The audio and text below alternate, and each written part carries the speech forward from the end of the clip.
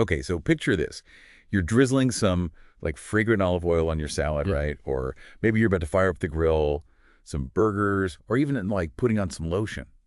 Ever stop to think about like how those everyday things, how they got to you?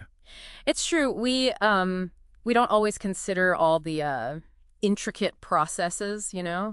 the ones behind all these products that we use every day. Exactly. And behind a lot of them is this skilled like oilseed presser person, right? Yep. They take these like simple seeds and make them into these valuable oils. Yeah. So today we're doing a deep dive on this career oilseed pressing.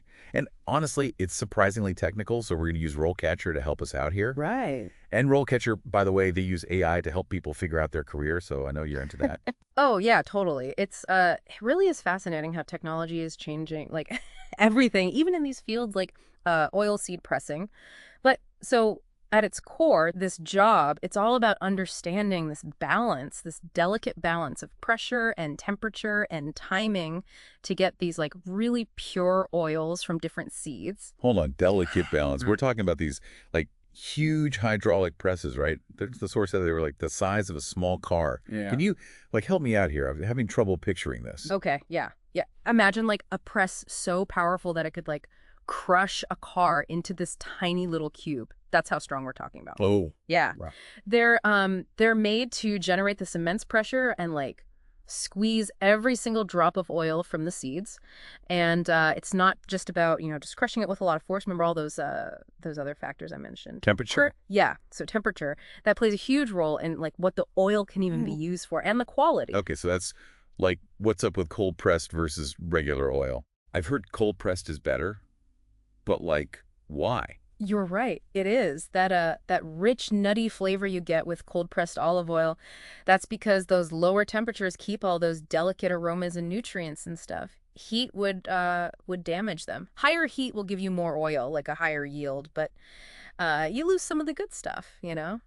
So it's a trade-off, like trying to get all the juice out of a lemon. Squeeze too hard and it gets all bitter, right? Yeah, exactly. But like, I imagine it's not just about the oil, right? There's a whole work environment you got to think about. Oh, for sure. So think like a big manufacturing plant, or like a production plant. Very different from like an office setting. You're dealing with all this loud machinery and probably some fumes too. And then there's the fact that you're working with this powerful equipment that always has, some hazards. Okay, so maybe not the best for someone who needs peace and quiet. Right. The source mentioned safety protocols, though. What do those look like? Yeah. So safety is like the biggest deal in this industry. Think like earplugs and safety glasses and probably steel-toed boots too.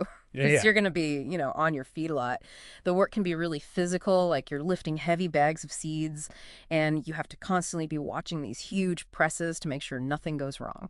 I can see how that wouldn't be for everybody. It sounds like you got to be really like physically and mentally present, always alert and ready to like fix something if it breaks. Yeah, for sure. You have to be on top of it. But for the right person, the oilseed pressing industry, it's a good mix of physical work and technical stuff.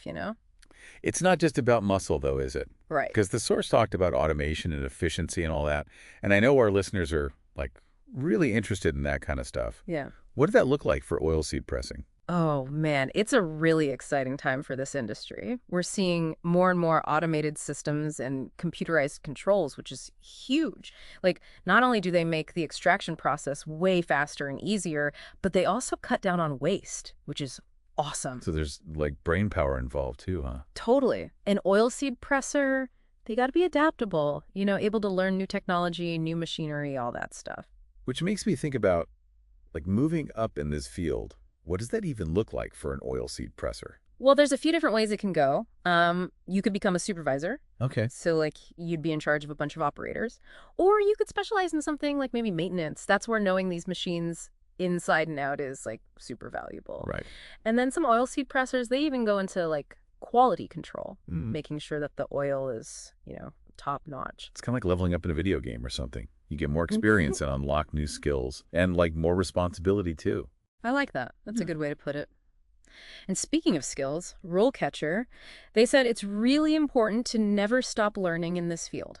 Oh, interesting. Yeah, so that could be anything from like going to workshops on the newest hydraulic press tech to getting certified in, specific ways of getting the oil out. So you're not just like learning as you go, you're really like seeking out ways to get better, huh? Yeah, exactly. And this industry is always changing, so if you want to, stay on top of things, you got to keep learning. That makes sense, especially with all this like automation stuff happening. What would you even say to someone who's just starting out? Like they want to move up in this field. What should they do? Honestly, get that hands-on experience. Try to find an internship or an apprenticeship at one of these oilseed processing plants. Okay. That's where you'll actually learn how to use the equipment and all that. Plus, you get to learn from people who've been doing it forever. It's one thing to read about it, but to like actually be there using these massive presses. Oh, yeah, it's totally different. That's wild. There's no replacement for that hands-on stuff. And then once you've got some experience under your belt, think about how to show it off. Yeah. Maybe put together a portfolio of all the successful projects you've worked on, any cool techniques you've used, certifications you've gotten. So you're not just an oilseed presser anymore. You're like a problem solver, Right. an innovator, Exactly. the oil whisperer. But okay, on a serious note, networking is important too, right? Like in any industry. Huge. Go to industry events, join those online forums for oilseed pressers, connect with people on LinkedIn. It's all about meeting people and staying up to date on new opportunities. Speaking of opportunities, we were talking about renewable energy earlier. Yeah. And I got to imagine those massive presses, they probably take a lot of power, right? Yeah, for sure. Is that common, like using renewable energy, or is it still kind of rare? It's definitely becoming more common, but there are still some hurdles to overcome. You got to think about the size of these operations. Switching over to solar or wind power, it's not exactly a walk in the park. Yeah, I guess it's not like you can just plug a giant press into a solar panel, huh? Exactly. You need a ton of investment, in the infrastructure, the technology, and then making sure you have a reliable energy source. But a lot of companies are starting to see the benefits, for the environment and for their bottom line. So it's definitely something to keep an eye on. Maybe that's a whole other deep dive right there. But for now, let's talk about the pros and cons of this career path. RoleCatcher, they make it seem pretty sweet. They talk about good physical health, working with your hands, the potential to move up, and even helping out with sustainable agriculture. But let's be real, there's got to be some downsides, right? You're right. It's not all sunshine and rainbows. It can be really physically demanding, and yeah, the work can get kind of repetitive. You're on your feet all day, often around loud noises, and it can be, a little dangerous. And then, depending on the industry and where you live, the work might be seasonal. Oh, right. Which isn't great if you need a steady paycheck year-round. So it's a trade-off. You're giving up that comfy office chair for something a lot more physical. Yeah, pretty much. But if you're the right type of person, the good definitely outweighs the bad. Okay, so let's talk about that right type of person. Yeah. Who does well in this kind of job. Someone who likes working with their hands, who wants to be able to see the results of their work. You got to be good with mechanics, detail-oriented, and comfortable working by yourself sometimes, but also as part of a team. Because even though those presses are huge, you're not doing it all alone. Definitely not. You're part of a whole production process with other operators, maintenance people, quality control, supervisors. Communication is key there, making sure everything runs smoothly. So you got to be a team player, but also be able to take charge and figure things out when something goes wrong. Yeah. It's funny, we've been saying oilseed presser this whole time, but the source also called them oil mill operators. Is there even a difference? Or is it just two ways of saying the same thing? That's a great question.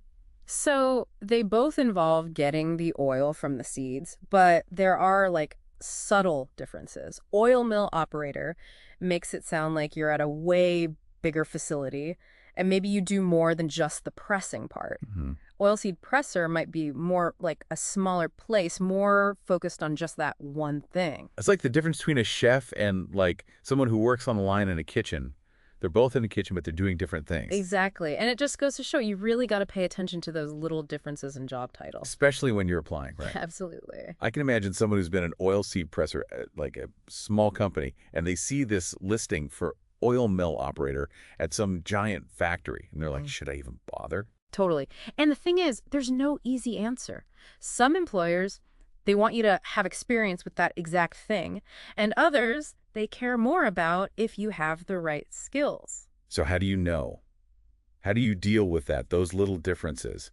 That could be a big deal. Research, research, research, and then tailor your application to what they're looking for. So you got to really read between the lines, figure out what they actually want and then show them you've got those skills, even if it's from a different kind of job. Right. And that's where these platforms like RoleCatcher can be super helpful. They help you break down those job descriptions and figure out exactly what skills you need to show off. It's like having a career expert right there on your phone. Okay. Okay, so we've talked about a lot today, all about oilseed pressing. We covered how it works, the environment, how to move up, the tech stuff, even those tricky job titles. But before we go, I want to leave everyone with something to think about. Okay, so imagine you're in charge of the whole oilseed pressing industry. What would you change? What's the one problem you'd fix to make it even better? Would you try to find even more eco-friendly ways of getting the oil out? Maybe look into different kinds of seeds that could be used for other things like food or fuel or even makeup? Mhm. Or would you try to get rid of waste completely? It's really cool to think about how this industry affects so much of our lives. Like it's in our food, our fuel, even the stuff we use to take care of our skin. And as Yeah, more and more people want plant-based oils, it seems like there are only going to be more opportunities to really make a difference. absolutely. Well, that about wraps up our deep dive into the world of oilseed pressing.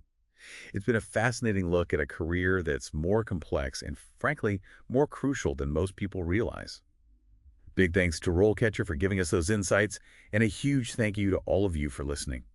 Whether you're drizzling olive oil on your salad or firing up the grill tonight, take a moment to appreciate the journey those oils took to get to your kitchen. Until next time, keep exploring, keep learning, and most importantly, keep those wheels turning.